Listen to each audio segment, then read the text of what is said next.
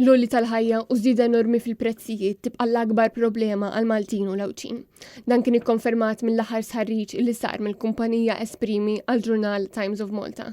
Bir-riżultati juru xejra konsistenti għaliex issa l-inflazzjoni ilha xhur sħaħ tewġeħ ta' ras għall-familji.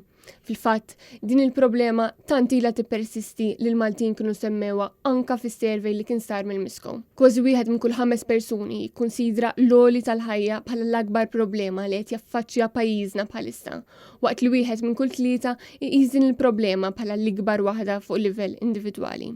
Iż-żieda fl-għoli tal-ħajja affettwat lil kulħadd, bil-prezzijiet tal-prodotti tal-ikel ikunu l-aktar li jolew, mill-ħobs sal-ħalib, minn prodotti tal-ħasil sa' mediċini, il-prezzijiet kollha splodew il fuq. Intant, it-tieni l-akbar problema għan-nies dejjem skont dan is-survey tat-Times tibqa' l-korruzzjoni bi 15% jgħidu li din hija l-akbar problema f'pajjiżna, waqt li 6% jgħidu li din hija l-akbar problema fuq livell individwali. Interessanti l-fatt li 7% ta' dawk li fl-aħħar elezzjoni votaw Labour qed jgħidu li l-korruzzjoni hija l-akbar problema tagħhom, fil-waqt li jsemmu wkoll l-għolli tal-ħajja, it-traffiku, l-iżvilupp esaġerat u dawk li qed ifittxu protezzjoni mill-istat.